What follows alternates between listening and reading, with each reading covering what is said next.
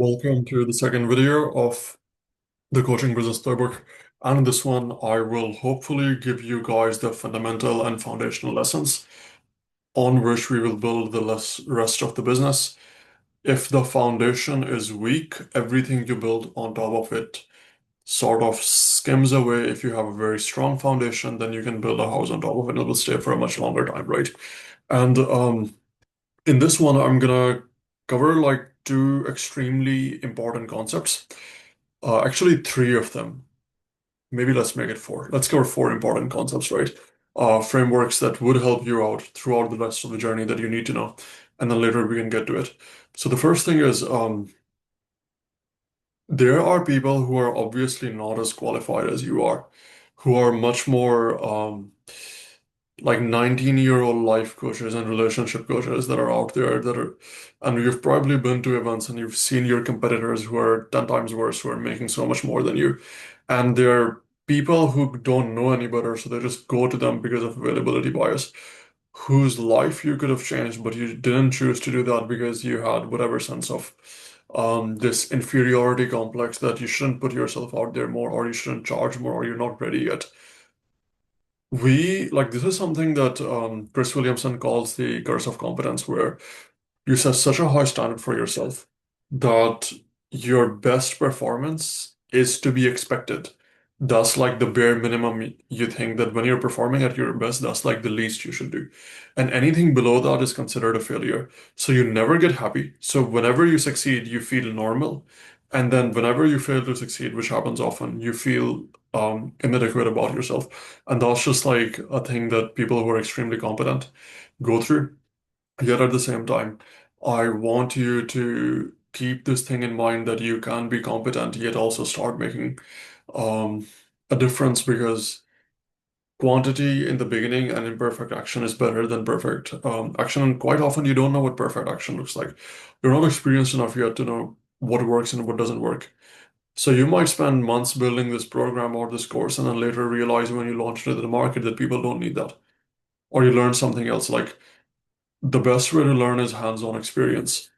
And we sometimes try to avoid that pain, but that pain is what teaches us what works and doesn't work. And you have to go through this. Even if you try to build everything perfectly, you'll still make mistakes anyways. Right. So I'm not saying just go in with something extremely horrible product and try to scam people. Obviously, delivery and fulfillment is extremely important, yet don't be so overwhelmed that you don't start. Just in the overall grand scheme of things, there are people who don't deserve to coach others who are doing that right now. And I hope that those of you who have the right intentions and the right heart um, are able to put themselves out there and make a difference. And this is the other thing. People they did research on this. People underestimate themselves and overestimate others. You might think you're not good enough, but you have strengths and there are things that only you can do that nobody else can do. You might be good at like a specific aspect of coaching, or you might have experiences and lessons that you learn in real life that only you are good at. And the other person that you think are really good, they have their own problems, which is why they can't and you would know that once you start working with them. I've been in this industry and I mentioned earlier, there are idiots all the way up.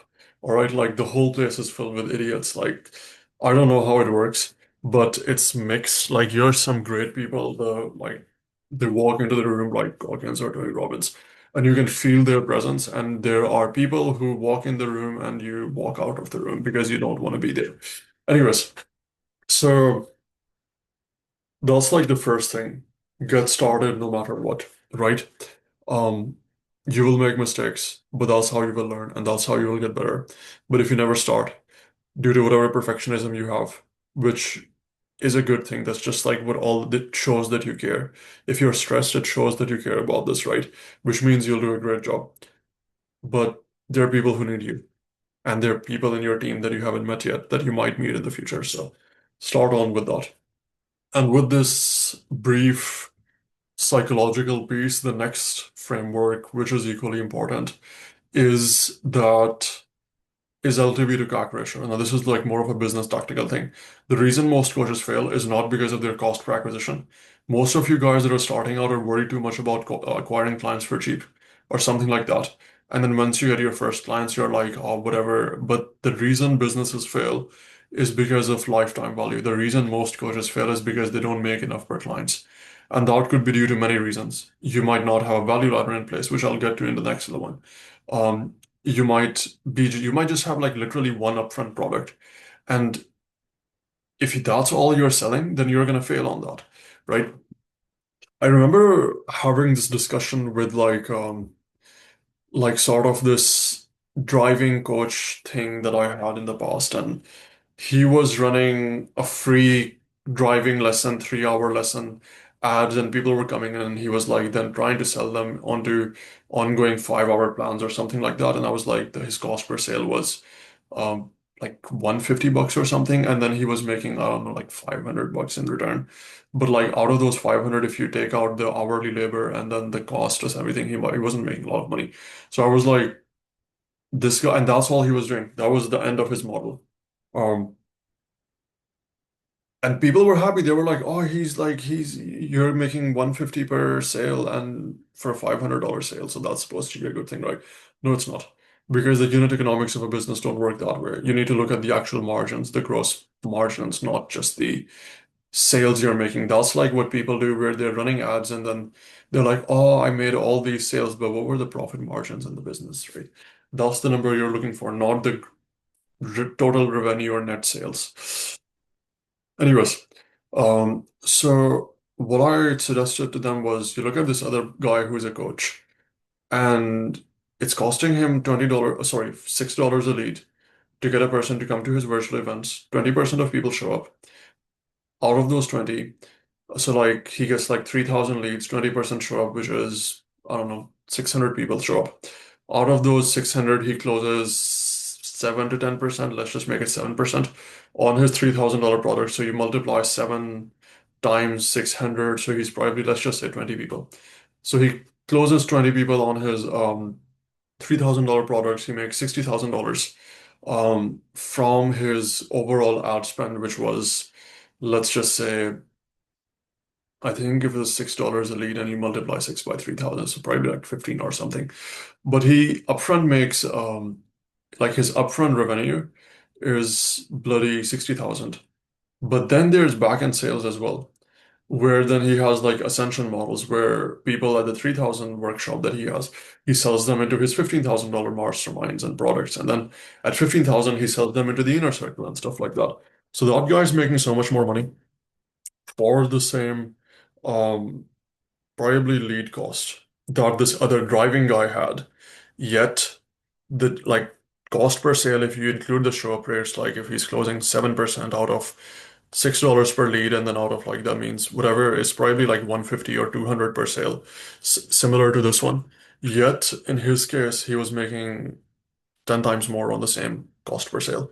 And that's why he was able to reinvest in ads, make mistakes and still not worry about it, whereas this other guy is one refund away from the margins going away, right? The best businesses have retention strategies and have value ladders in place that allows them to, the best coaches have things in place that allows them to make as much as they can from a client. Um, and that's what keeps them safe. And especially when you're starting, you want to target people who can pay more. I know you want to make a difference.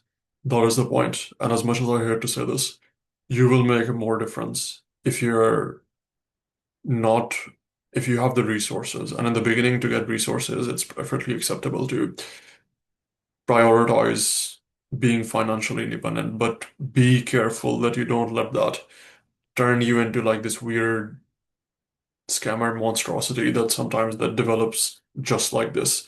Two paths, right? Um, because like you make easy money and then you forget the reason you started it at the first place. I mean, even like it just varies so much. If you look at like some of the successful coaches like Alex Hormozy or these guys, they share a lot of free content that provides value to people for free, but they also have their paid products, and the paid products fund the free side of things. And if they just stuck to free in the beginning, they might not have gotten to the stage of where they are today because something needs to fund the scale and the growth of a brand. And the bigger you are, the more powerful you are, the more people you can influence and help, right? And that comes down to the most important equation, which is the LTV to CAC ratio. And Yeah, so it doesn't matter what your cost per sale is. It matters how much you're making. It doesn't matter what your cost per lead is, what your cost per acquisition is. What matters is how much lifetime value you're getting. Because there's only so little you can turn your cost per lead to or cost per sale to. But you can increase your LTV by a lot higher.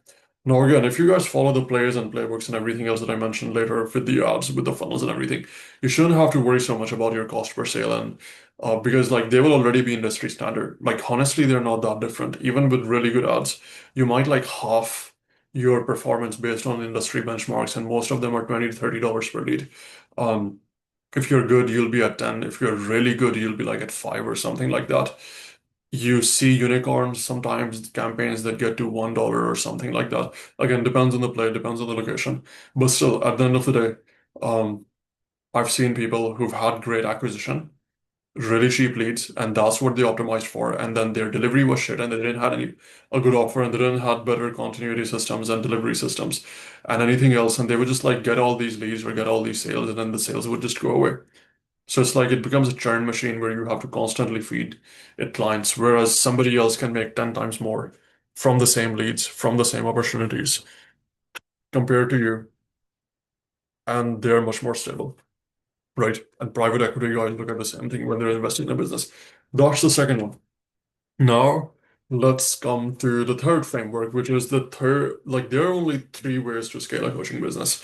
And I learned this from like I think Jay Abraham has this framework, which is the first one is that I can double the number of clients I have. That can be done through paid ads. Like, let's say everything remains the same. Um, I'm still charging $200 per coaching. Like, I'm just hypothetically, it's like just one offer and one product. So the average client to me is worth $200. And I'm getting right now 30 clients a month. If I had to double my revenue, I can just get 60 clients. And that would double my and that'll get me to like double the revenue, right? So from 30, I just double the number of clients that are coming to me and I make twice as much. That's the first thing. Second one is I just double the prices. I just double how much, not prices, I just double how much I make per client.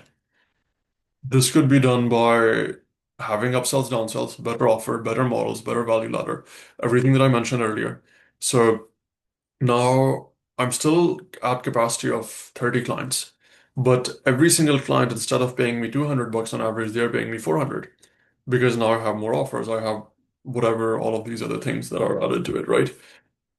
That also gets me to 2x revenue. Third one is I can get them to stay twice as long. So I can get them to, um, like if the average client is staying for 4 months, now they stay for 6 months. Sorry, now they stay for 8 months. So over their lifetime, they just double the spend they have. And that also just allows me to double my revenue. Which one of these three offers is the best? Which one of these three strategies is the best? The first one relies on promotion and marketing. The second one relies on better offers and sales systems, so you maximize your front-end cash flow. The third one relies on retention, which is like the longer you get them to stay. But that's like a more longer-term revenue, right? The best strategy is front-end cash collected, so which is the second player, where I double the number of revenue I get from the same number of clients upfront. Because then you can even get more. Like first fix the model. First get your existing clients or get the number of clients that are bringing in to be worth more. Then you can double their volume. And then you can get them to stay even longer. That's generally the order I would do this in. And the reason why we do that is because that enables you to run client financed acquisition systems. And because both of the other two are not that like sustainable, they're not as good because your delivery cost is still there. So even if you double the volume, your delivery cost is still, you'll have to pay that expenses, right? For getting them to stay twice as long with the retention, that's like time value goes in over there where 400 today versus 400 over 8 months. Today is better because I can reinvest it and make more over the long run. So you always want to maximize the front end cash collected. And this is the area where people fail a lot. So I'll cover this later on into a money models or into a different video or maybe the next one. But client financed acquisition is what you guys want to. I know I'm being technical here, but this is these are the secret, like these are the things it took me way too long and too many mistakes to learn this stuff. And I've seen too many coaches and too many businesses fail, right? So if you have client financed acquisition, you have a risk appetite and you have the ability to scale really fast. And this is the same money model principle, but client financed acquisition is where when you bring in a client, they pay for themselves and the cost to acquire a new client, and ideally even more. So, like on the front end, you want to make at least twice as much in net revenue from a client. Um, and the way that works is like by having better offers in the front end, by selling them high ticket on the front end, and ideally by having immediate short-term value ladders that maximizes the time overall spend they do. An example of this would be something that was popularized. Actually, let's just take a event play in this case, all right?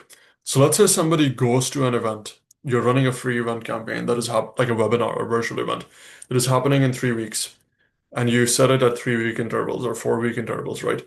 So you market everyone at the end of those 4 weeks. When they come into the event, you sell everyone a high ticket product. And whatever play, like it, your cost per lead was, let's say, $10 per lead or $15 per lead. And then 20, you had like 15% show up rates, let's just put it that way. So 1,000 people registered, 150 showed up. So you overall spent like around $10,000 on ads. And you have 150 attendees, and out of those 150, you're able to sell 10 of those onto your $3,000 program. So you made $3,000 in probably profit, and let's just remove your delivery cost. If the good thing about educational models is like generally your expenses are not that high. But let's say you sold them at like $3,000 to $5,000. Generally, you'd sell more. These are like bare minimum numbers. So in that scenario, you made like thirty to $50,000 from 10 to $15,000 investment, right? So just on the upfront, on day one, you're able to 3x your revenue, and then later you can upsell them. This could also be done through like the win your money back or like one-on-one consult play, where during the one-on-one consult, instead of selling them a $150 coaching session, I sell them into like a $3,000 program. And what that allows you to do is reinvest back into ads, provide better service, get them to stay longer, all of those things.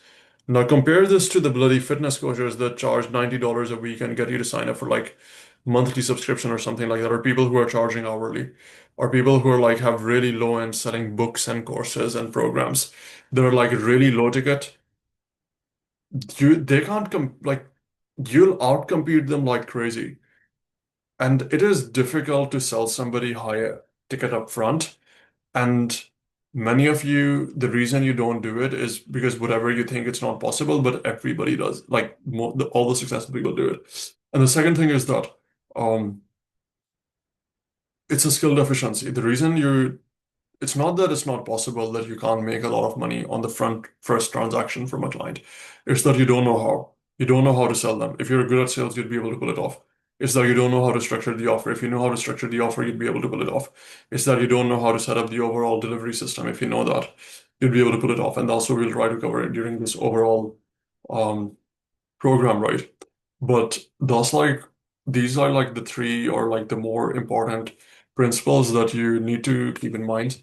And the way we do that and the way we deliver that is through um like this very straightforward like five levers of a business that we are going to cover throughout this process, which is lead gen, which is how are we going to get the people who you want to coach um to come in. This is the area where most people stuck, like even you have like many have really good delivery but they don't have lead gen, so nobody knows you exist. So it's like, how can you, whether it's through paid ads, whether it's through cold outreach, it's through organic content, it's through warm outreach, through affiliates, all of that stuff. We'll cover all of that with specific plays, what to do, how to say it, all of that stuff later on.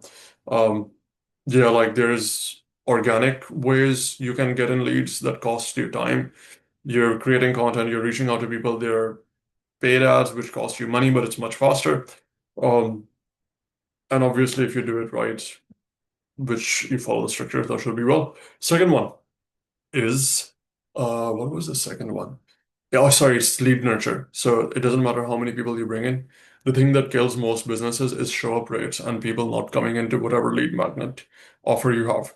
Um, and the reason that happens is because most people don't know how to get them to show up. They think that after getting a lead, that's the end of the chapter, and that's not the case. And this is the biggest issue these days, where lead nurture is what is killing more businesses than lead generation or sales skills. They spend a lot on advertising. They're not able to get those to show up. So even if your sales is good and advertising is good, and those two are taught a lot, but nobody teaches lead nurture in depth. So that's what we something we cover as well. So how to maximize show up rates. Like even if your closing rate is the same, if I just double the number of like, if instead of 15%, I get you 30% show up rates, or for your one-on-one calls, instead of like 50% people showing up, if you take that to 80%, even if your closing ratio is the same, you just double your profit and it takes fractions of the effort, right? And obviously, sales. There are people who can just talk to strangers and close them. That's how good they are at sales. Or there are people who are so good at selling from stage that they can just command like a lot of numbers, right? Those are skills. That's an unfair advantage. And so you get them and you get them to show up and then you sell them. This is your conversion point. This is how you collect the money.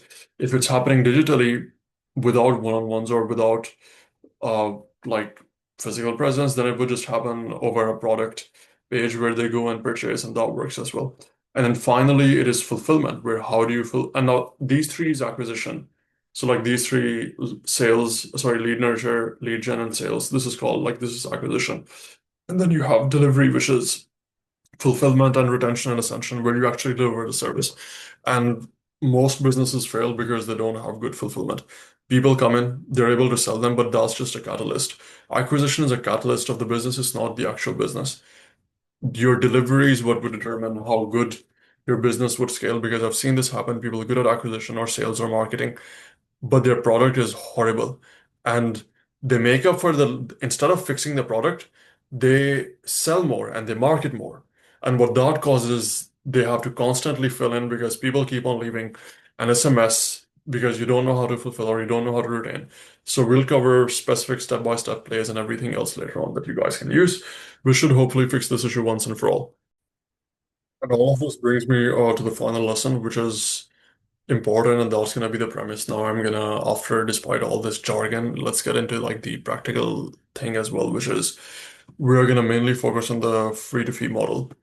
And this again connects back to the LTV to CAC ratio. Like I'll show you guys how to implement these concepts and stuff. So those of you that are advanced, um, you should already know this. But there will still be a lot of valuable stuff for you that you can just take in and play.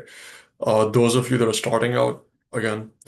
The reason we use free to fee models, which is like we have a lead magnet up front, which captures the attention of people and we make it extremely valuable, no-brainer thing that they would sign up for, and make it like generally free because it just gives you really low cost per leads and gets a lot of people in. But then you have stronger LTVs and high ticket sales where you can then convert them and make so much more. So you might lose money on the front end, but you make more in the back end, right? But like immediately, this is not like a long-term play, so it's like kind of doesn't matter. Because the other alternative that the mistake most people make is they think they are too good to offer something for free, or they save up their best stuff for later. But the thing is, the person won't see your best stuff because most people don't know you enough yet, so they're not gonna sign up for your service, right? So for those that give shit stuff up front for free, you're not gonna get people in anyways. The sheer value, and especially now with AI in the education industry, so much that you need to provide people a lot of value and just be really good with your first attraction and your first hooks and your first experience that somebody has. That will get them to stay, and then later you can sell them. Otherwise, you won't capture the audience, and then you won't be able to make more, right? So it goes both ways, but also on the other hand, like that was the other extreme where people make everything for free, but they don't know what to sell. They don't know like they don't have a value ladder or anything in the back end. So they lose money as well. Then there's the other extreme where they don't have anything free on the front end, or don't have anything valuable on the front end, and they just magically expect people to come in because they're too premium. Like Tony Robbins, like the most successful people that are in the industry, like we name any Alex Hormozzi, Iman Gadzhi, Ty Lopez, Russell Brunson, like all of these guys have free front end lead magnets. So don't think you're the special snowflake that um, it's too good for your own like benefit. Look at what the grades are doing. And they're still able to command a premium fee, but you have that later. It comes later. You don't ask somebody to marry you on the first term. Same principle applies here. I can't like walk in and ask somebody to pay me $30,000. They don't know me enough yet. Hooks are super important. Yet, also, if you're somebody who doesn't have high LTV or a value ladder, and a value ladder is something I break down in the next video, which is things that you offer that gets them to stay for longer and spend more money. Um, like you just can't cut it. The coaching styles that used to work in 1987, well, not 1987, like in 2010 and 15, where people would sell courses of VSL or just sell these really low ticket products from VSL, don't work anymore. Which is why you need high ticket, because that keeps you protected, because that allows you to spend more in money and scale and do all those things. And yes, it does require more skill, but that's the only way you'll be sort of future proof in this age of AI and everything else, because you will know one-on-one, you'll know one-to-many, you will know direct acquisition strategies, you'll know all of these levers, and then you should be fine. And yeah, those are some like, this is the foundation that we are trying to ensure. And with that, let's move into the next video.